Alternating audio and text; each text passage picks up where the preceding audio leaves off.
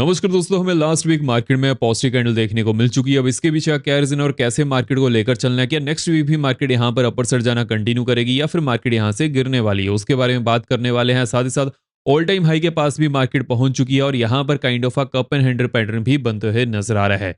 इन सभी चीजों के ऊपर हम डिस्कशन करने वाले हैं। सो विदाउट वेस्टिंग टाइम हम वीडियो को शुरू करते हैं।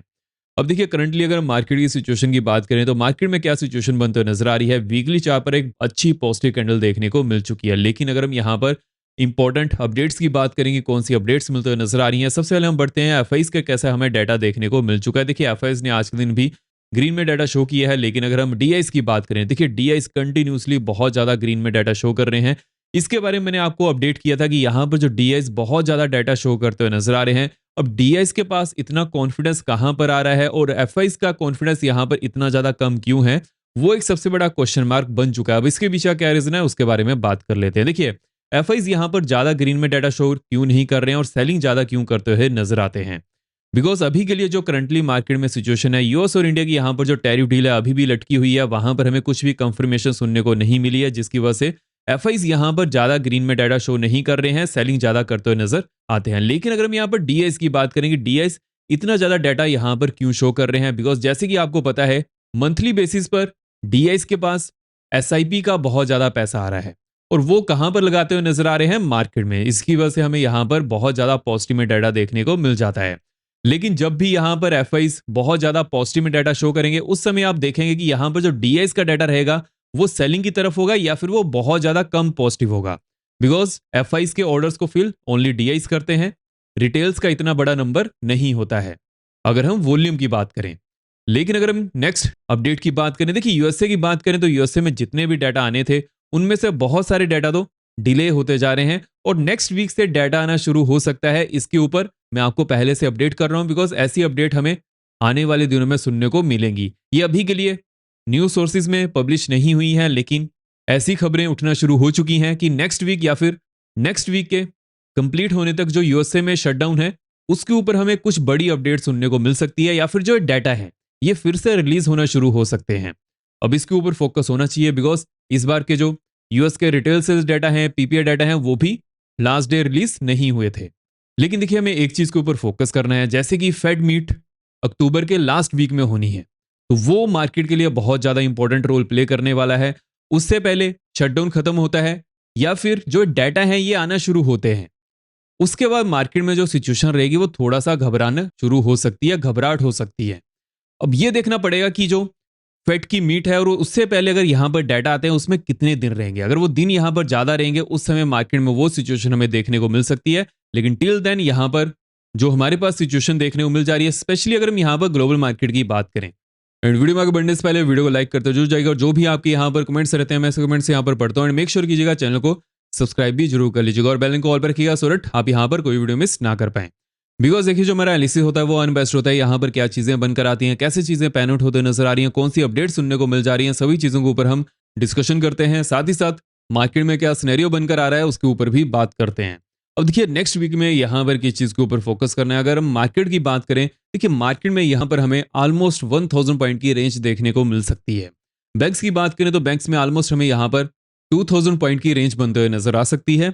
अब देखिए, यहां पर क्या चीजों के ऊपर फोकस करना है। फर्स्ट ऑफ ऑल, जो नेक्स्ट वीक होने वाला है बहुत ही ज्यादा इंपॉर्टेंट रहेगा, बिकॉज ट्रंप आए दिन कुछ ना कुछ कहते हैं, लेकिन वो नेक्स्ट वीक यहां पर बहुत बड़े डिसीजन भी ले सकते हैं, जैसे कि गवर्नमेंट शटडाउन, और साथ ही साथ वो फेड के ऊपर यहां पर क्या बयान देते हैं उसके ऊपर भी फोकस होने वाला है। एंड जो वो टैरिफ के ऊपर यहां पर बयान देते हुए नजर आ रहे हैं उसके ऊपर भी वो यहां पर कुछ पॉजिटिव कहने वाले हैं। उसके ऊपर जैसे कोई नई अपडेट आती है वो तो चलिए हम डिस्कस करने वाले हैं। अभी के लिए जो यहाँ पर इंपॉर्टेंट अपडेट सुनने को मिल जा रही हैं उसके बारे में बात कर लेते हैं। देखिए, इस समय ग्लोबल मार्केट फियर में जाते हुए नजर आ रही है। उसके पीछे का क्या रीजन है? ट्रम्प ने बहुत सारी कंट्रीज के ऊपर टैरिफ लगाया है, लेकिन अगर हम चाइना की बात करें, लास्ट वीक ट्रम्प ने 100% टैरिफ हाइक यहाँ पर किया था। लेकिन उसके बेसिस पर अगर हम यहाँ पर करंट सिचुएशन की बात करें, देखिए ट्रम्प ने यहाँ पर यह कहा है कि 100% tariff on China not sustainable, और वो 2 वीक के अंदर चाइना के प्रेसिडेंट शी से मिलने वाले हैं। और ये मीटिंग कहां पर होने वाली है? साउथ कोरिया में। अब देखिए, ये चीज बहुत ही ज्यादा इंपॉर्टेंट होने वाली है, विच मीन्स की 2 हफ्ते तक तो मार्केट यहां पर थोड़ा वोलेटाइल होने वाली है। लेकिन अगर ये मीटिंग अच्छी बैठती है उसके बाद मार्केट अगेन यहां पर मूव करना शुरू करेगी। लेकिन अगर हम यहां पर डोमेस्टिक मार्केट की बात करें कि डोमेस्टिक मार्केट में ऐसी क्या चीजें पैन आउट होते नजर आ रही हैं जिसकी वजह से मार्केट यहां पर वीकली कैंडल पर एक अच्छी खासी पॉजिटिव कैंडल क्रिएट की है।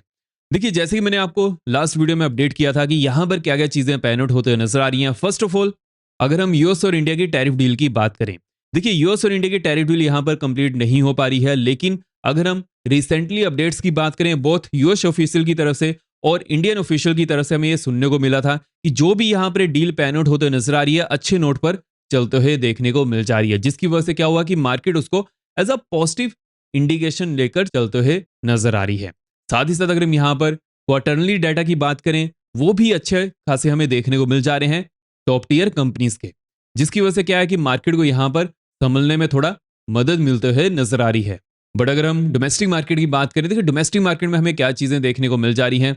ऑस्ट्रेलिया के एक्स पीएम ने इसके बारे में अपडेट किया है, ट्रम्प ने इंडिया के ऊपर जो टैरिफ हाइक यहाँ पर किए हैं, मिसप्लेस्ड हिज हैंड।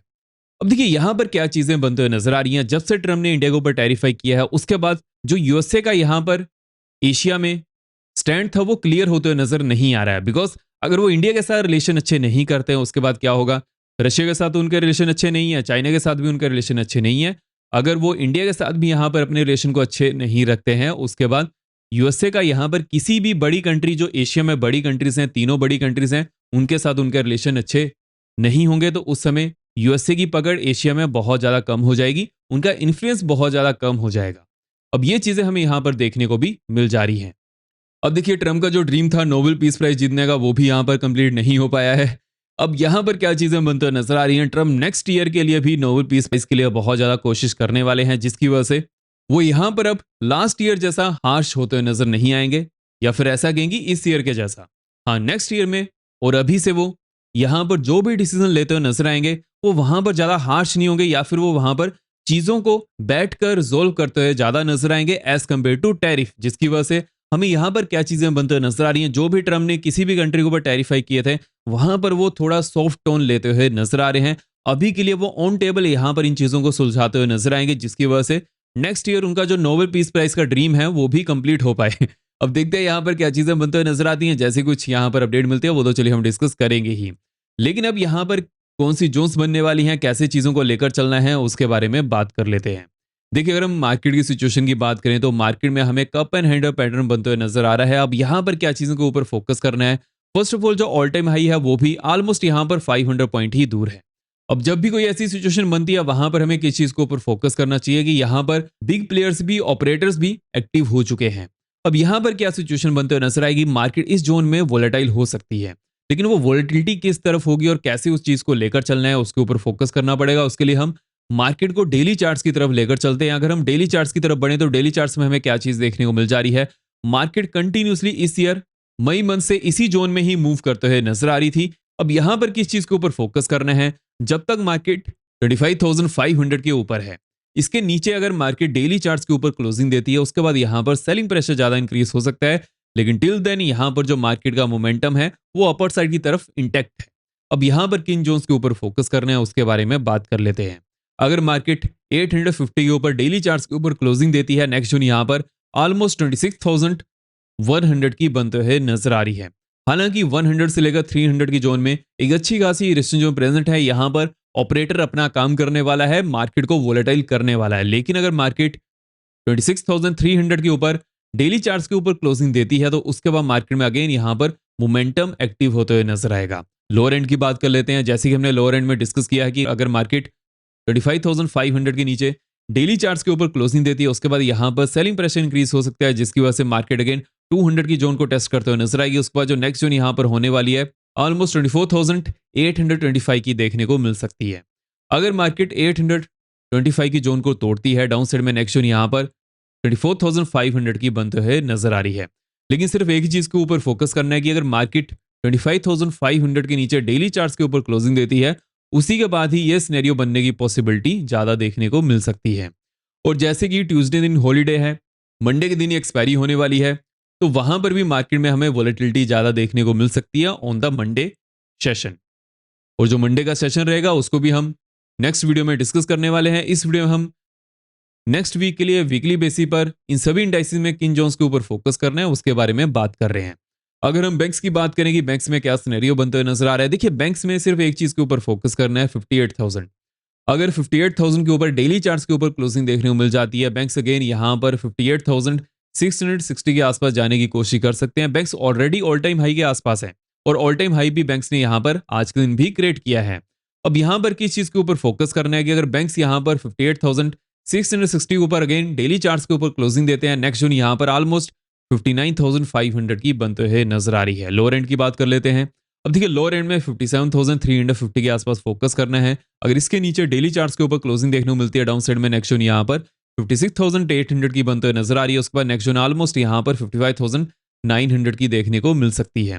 हालांकि एक चीज के ऊपर फोकस करना है कि अगर बैंक्स यहाँ पर 56,350 के आसपास आते हैं तो यहाँ पर सपोर्ट लेने की कोशिश कर सकते हैं।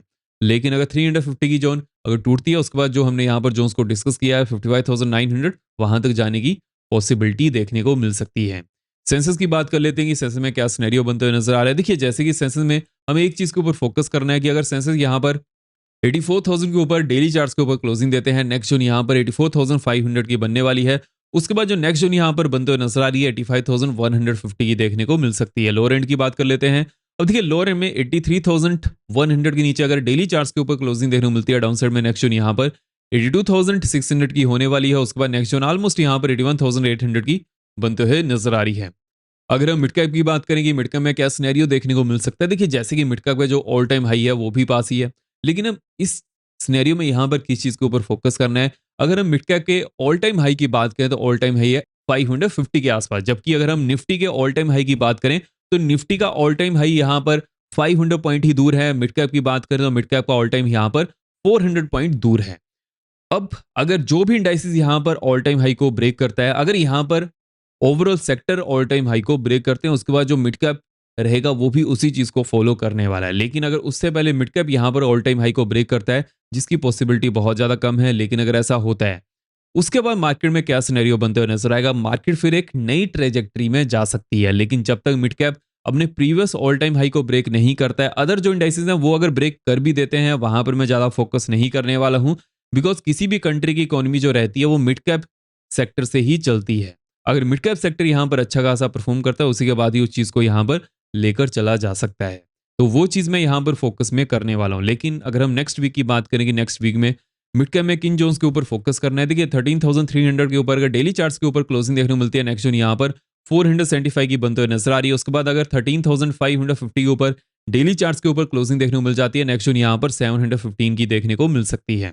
लोअर एंड की बात कर लेते हैं। देखिए लोअर एंड में 13,000 के नीचे अगर डेली चार्ट्स के ऊपर क्लोजिंग देखने को मिलती है डाउन साइड में, नेक्स्ट जोन यहाँ पर 12,825 की बनते हुए नजर आ रही है। उसके बाद जो नेक्स्ट जोन यहाँ पर देखने को मिल सकती है 680। हालांकि इस जोन के आसपास एक अच्छी खासी सपोर्ट जोन प्रेजेंट है। जब भी मिड कैप इस जोन के आसपास आएगा उसको हम फिर से एनालाइज करने वाले हैं। सो इस वीडियो में हमने कौन सी यहाँ पर इंपॉर्टेंट जोन्स देखने को मिल सकती है नेक्स्ट वीक के लिए, उसके बारे में डिस्कशन कर ली है। नेक्स्ट वीडियो में हम इंट्राडे में क्या सिनेरियो देखने को मिल सकता है उसके बारे में बात करने वाले हैं। सो इस वीडियो में तो नहीं, आई होप आपको वीडियो फ्रेंड लगी हो। मेक श्योर कीजिएगा वीडियो को लाइक कर दीजिएगा। हम मिलते हैं नेक्स्ट वीडियो में। जय हिंद।